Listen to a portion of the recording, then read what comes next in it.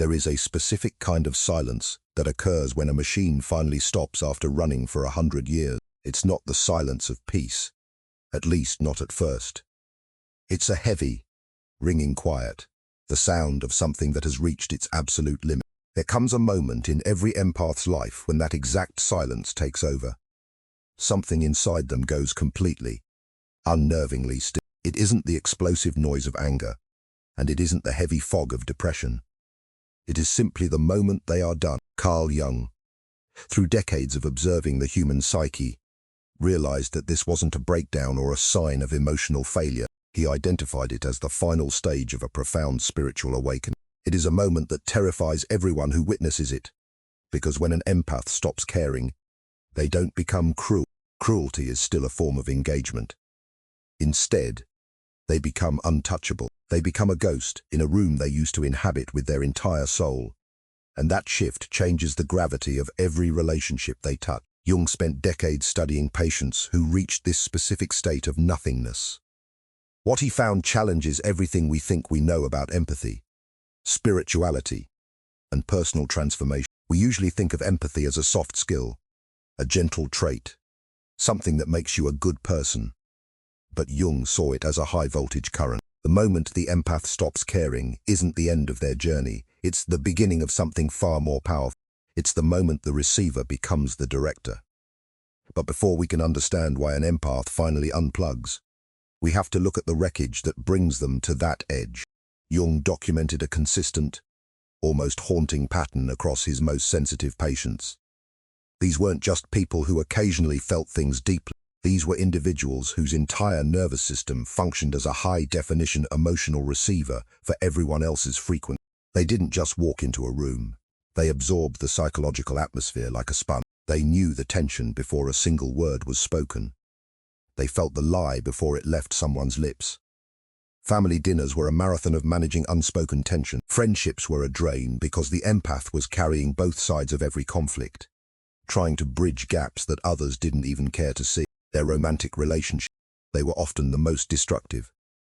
An empath feels their partner's pain more intensely than the partner does. If the partner is hurting, the empath is bleeding. If the partner is anxious, the empath is vibrating. Jung called these individuals the emotional shock absorbers of their social system. They didn't just sympathize with suffering, they absorbed it, processed it, and somehow transmuted it so that the people around them could keep functioning. They were the unofficial therapists, the unpaid peacekeepers, the emotional support animals who existed solely to manage the moods of those they loved. Think about the weight of that. Imagine walking through life carrying everyone else's luggage while your own hands are already full. Parents dumped their anxiety onto them. Siblings used them as a venting ground. Partners treated them like a bottomless well of validation. And here's the most disturbing part of Jung's observation. These empaths never complained. Not at first. They accepted this role as their divine purpose. They were taught by society, by religion, by their families, that their sensitivity was meant to serve. They believed their gift obligated them to sacrifice their own peace for everyone else's comfort. They wore their exhaustion like a badge of honor. It was proof they were good. It was proof they cared enough to suffer. In our modern world, we call this high functioning, but Jung saw it for what it really was, a slow-motion psychological suicide. The cultural conditioning runs deep. From the time they were children, they were praised for being so understanding. They were rewarded for making others feel better. Every time they suppressed their own needs to accommodate a parent's tantrum or a friend's drama, they received a gold star of validation. They were told they were mature beyond their years. But that maturity was actually a survival mechanism. It was a way to keep the peace, so they wouldn't have to feel the crushing weight of someone else's instability. This positive reinforcement created a pattern of self-abandonment that felt like virtue. But Jung noticed something the empaths themselves couldn't see yet. Behind that compassionate facade, their psyche was keeping record. The unconscious mind never forgets. It was keeping a ledger of every manipulation, every betrayal, every single moment someone took advantage of their kindness and gave nothing back. It was recording the psychological debt that was accumulating. While the empath was busy smiling and saying, "It's okay," Their inner self was screaming. The empath's unconscious mind wasn't just absorbing these experiences randomly or passively. It was cataloguing patterns with the surgical precision of a grandmaster. Consider someone who has spent 15 or 20 years managing their family's dysfunction. They aren't just nice, they are expert. They know exactly which words will trigger their mother's guilt trips before she even speaks. They understand the precise emotional sequence their father uses to avoid accountability. They can predict, with terrifying accuracy, when a sibling will manufacture a crisis just to regain the spot. They have mapped every psychological game being played around them, like a cartographer charting familiar, albeit dangerous, territory. But here is what Jung found most remarkable and most tragic. Despite possessing this incredible knowledge, they never weaponized it, not once. They had the power to dismantle every manipulator in their life with a single sentence, yet they chose silence. They just kept absorbing. They kept caring. They kept giving. They kept hoping that if they gave just a little more, the other person would finally see them. They were waiting for a reciprocity that was never coming. This created what Jung identified as a dangerous psychological split. On the surface, the empath appeared functional. They were the ones everyone turned to. They were the strong one, but beneath that surface, resentment was accumulating like pressure in a sealed container at the bottom of the ocean. It wasn't a conscious resentment that you could talk about at a coffee shop. It was an unconscious poison.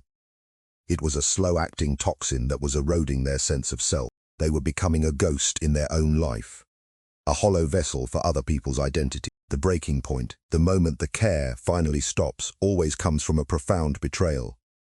It's never a simple disappointment. It's never a minor conflict. It is a soul-shattering betrayal from someone the empath has protected, defended, and loved unconditionally. Jung documented this trigger point across dozens of cases, identifying it as the catalyst that forces shadow integration. It's the moment the good person dies so the whole person can be born. The story repeats itself with a consistency that is almost haunting. A woman discovers her partner's infidelity after 10 years of managing that partner's depression and career failure. An adult child learns their parent has been speaking cruelly about them behind their back, despite the fact that they are the only one who still shows up to help that parent. A friend discovers a web of lies after years of being the only person who offered a shoulder to cry on. What makes these betrayals so destructive isn't just the act itself, it's the empath's sudden, violent recognition that they had seen the warning signs all along. They realized they weren't blinded by love. They were ignoring their own intuition. Their gut had been screaming the truth for months, years, maybe decades, but they had silenced it. They had chosen to believe the potential of a person rather than the reality of the person. They had betrayed themselves to maintain a fantasy. This realization that they participated in their own exploitation is the sharpest pain of all. It's not just anger toward the betrayer. It's a searing anger toward themselves for allowing it to continue long after they knew better. That realization shatters the illusion. Jung called this the withdrawal of projections. For years, the empath had been projecting goodness, potential, and innocence onto people who simply didn't possess those qualities. They weren't seeing the people. They were seeing a movie they were directing in their own head. When the projector breaks, the room goes dark. And in that darkness, the empath finally sees reality without the distortion of hope. If this resonates with you, if you have felt that sudden, chilling clarity, then you know exactly what comes next. Jung described this moment as one of the most terrifying psychological transformations a human can go through. The empath stops performing. They stop the emotional labor. They stop managing the room. They don't announce it. They don't make a grand speech on social media. They just stop. And the silence that follows is deafening to everyone who used to feed off their energy. The empath stops performing because the stage has burned down. They stop explaining themselves. They stop justifying their needs. They stop trying to make you understand why they are hurt. They realize that if you cared, you would have seen it already. Jung noted that this transition marks the moment the empath exits the emotional economy they've been trapped in. For years, they were the primary currency, They were the ones paying the emotional taxes for everyone else's bad behavior. Now, they've declared bankruptcy on everyone else's drama. Suddenly, the family members who relied on them to mediate every feud find themselves standing face to face. With no buffer, the partners who used them as an emotional crutch discover they can no longer provoke the familiar, comforting reaction of "I'm sorry, let me fix it." The friends who treated them as free 24/7 therapists encounter a boundary where endless availability used to be. It is a shock to the system. It's as if the sun suddenly decided to stop providing warmth to planets that refuse to spin. And here is what makes this transformation so disturbing to the people around them. The empath isn't angry. Anger is familiar. Anger is something people know how to manipulate. If you can make an empath angry, you can make them feel guilty. If you can make them rage, you can call them crazy and shift the blame. Anger always eventually dissolves back into forgiveness and the resumption of the caretaking role. But this is different.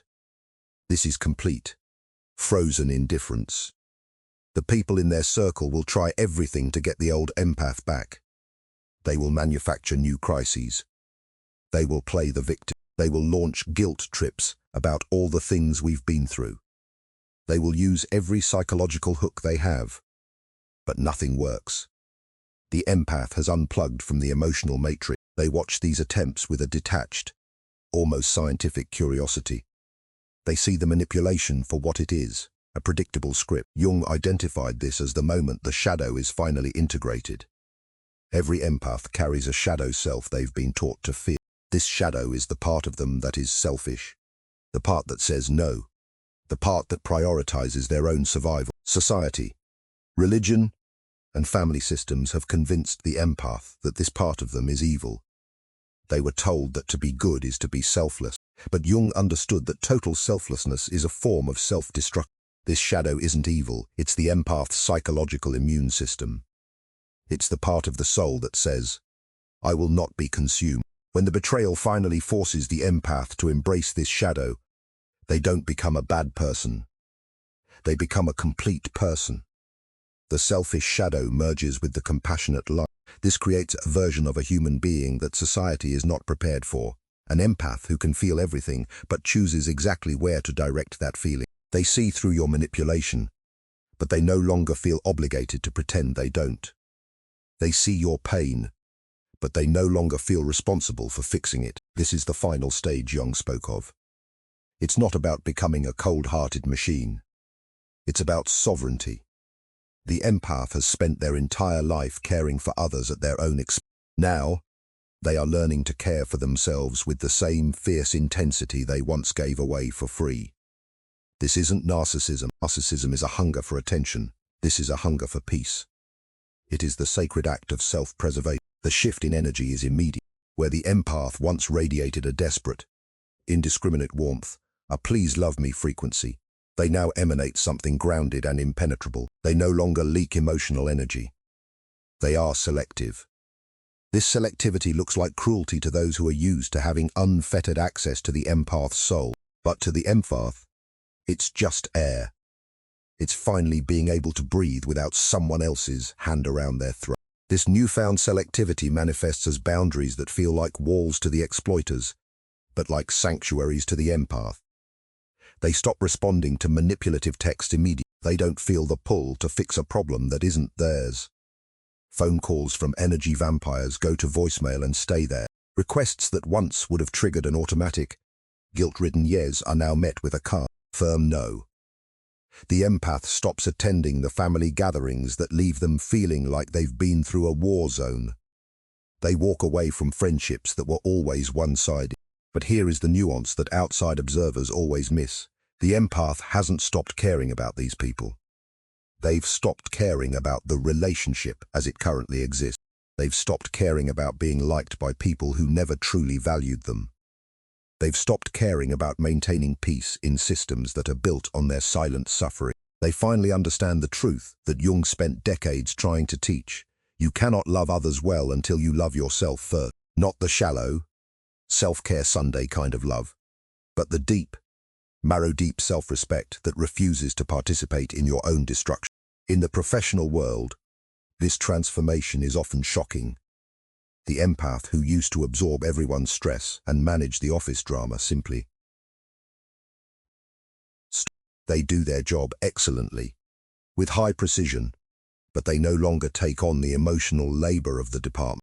They attend meetings, but they no longer smooth over the conflicts of incompetent leaders.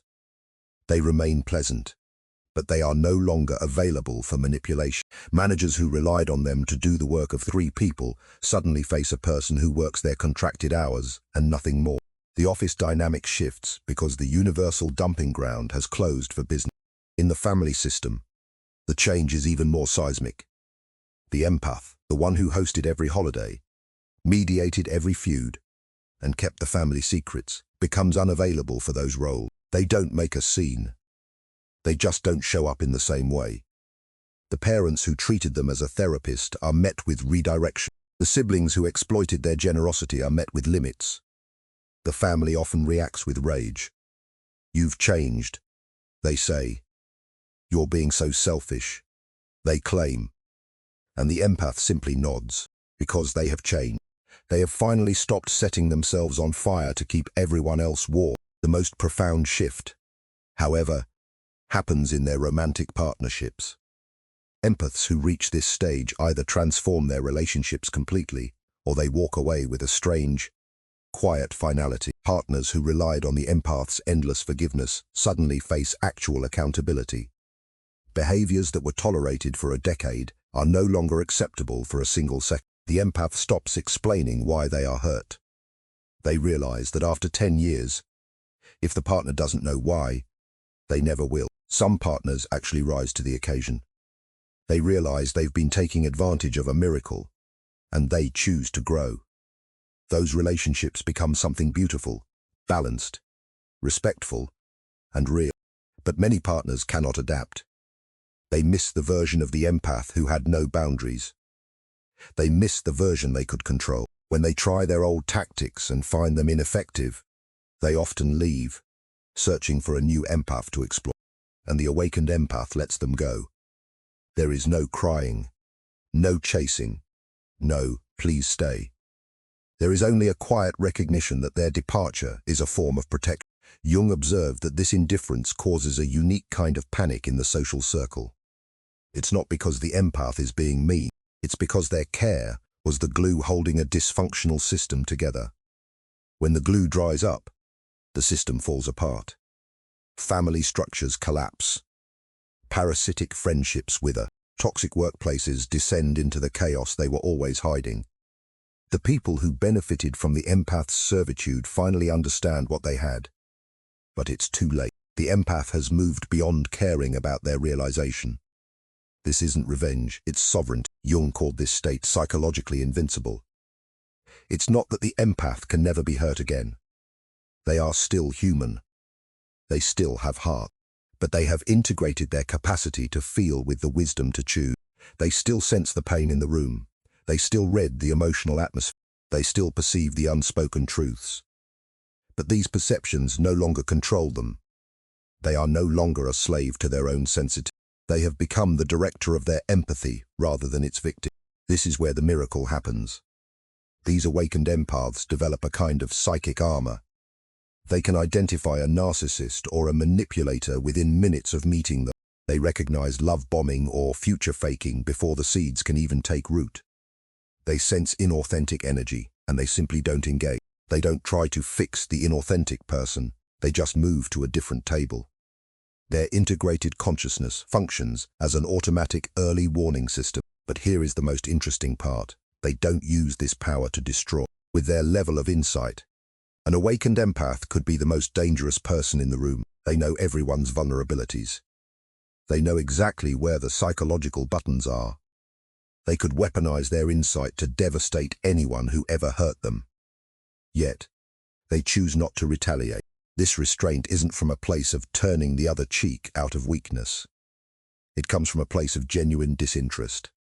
Revenge requires you to still care about the person. The awakened empath is simply done. Jung was fascinated by this restraint. He saw it as the ultimate sign of psychological mastery. These individuals understand human nature at a level most people never reach. They choose to use that power only to protect their peace and to help those who are actually ready to grow. This selective application of their gifts creates what Jung called the empath's mirror effect. Their mere presence makes inauthentic people incredibly uncomfortable. A manipulator walks into a room with an awakened empath and feels exposed without the empath saying a single word. Energy vampires sense that there is no port to plug into, and they move on to easier targets. Meanwhile, authentic, healthy people feel a sense of safety they've never felt before. They recognize someone who sees them clearly, without judgment, but also without the need to save them. The awakened empath becomes a living filter. Their consciousness automatically repels dysfunction and attracts growth. They don't have to vet people anymore. Their presence does it for them. Those who can't handle clarity remove themselves. Those who value truth move closer. The social circle transforms not through effort, but through the natural laws of frequency. They rebuild their lives on an entirely different foundation, one of reciprocity rather than rescue. They choose careers that honor their sensitivity instead of exploiting it. Many become therapists who can hold space for hours without taking the client's pain home with them. Others become artists who channel their deep perception into creation. Many find roles that allow for solitude and autonomy, protecting their energy from constant depletion. Every relationship becomes a conscious choice rather than an unconscious obligation. They enter romance as whole people, not as fixers. They choose partners who value peace as much as they do, who understand that love does not require suffering. Everything changes because the empath has finally learned to value themselves as much as they once valued the world. Their home becomes a sanctuary instead of an open-air hospital for broken souls. Their time becomes precious instead of infinitely available. Their energy becomes sacred instead of carelessly distributed. They finally understand that protecting their inner peace isn't just a nice idea. It is a necessity for their survival and essential for their actual contribution to the world. This is the moment. The moment when stopping caring about others' dysfunction becomes the moment of finally caring for your own soul. It is the ultimate act of self-love. It's not the shallow narcissism of the people who hurt them. It's the recognition that their empathy is a high-level gift that requires high-level boundaries. They have learned what Jung tried to teach every patient. You cannot pour from an empty cup, and martyrdom serves no one but the person who is using you. Jung saw this transformation as the birth of a sovereign individual. This is someone who has moved through the fire. They've been the unconscious empath. They've been the victim. They've been through the betrayal and the breaking, and they have emerged as a conscious chooser of their own reality. They no longer react to emotional demands. They respond from a place of integrated wholeness. Every action is intentional. The empath who stops caring hasn't lost their humanity. They've found their power. They haven't become cold. They've become conscious. They haven't stopped loving. They've just learned to love themselves with the same fierce devotion they once gave away to people who didn't deserve it.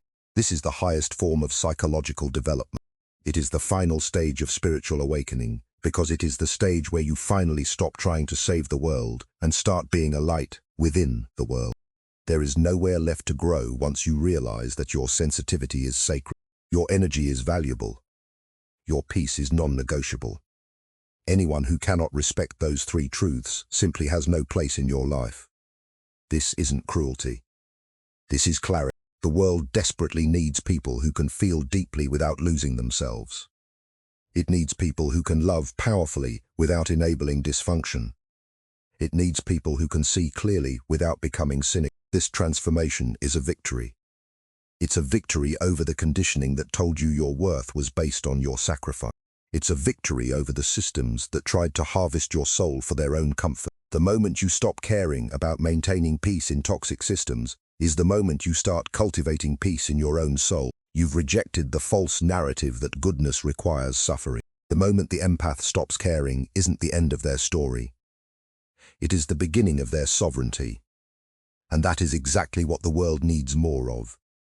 Not more martyrs, but more sovereign souls who have learned to wield their gifts consciously, powerfully, and selectively. If you are in that silence right now, if you are in that done phase, do not be afraid. You aren't broken. You are awakened. Welcome to your power. You have earned this transformation through every moment you suffered in silence. You have paid the price in full, and now, for the first time in your life, you are finally free.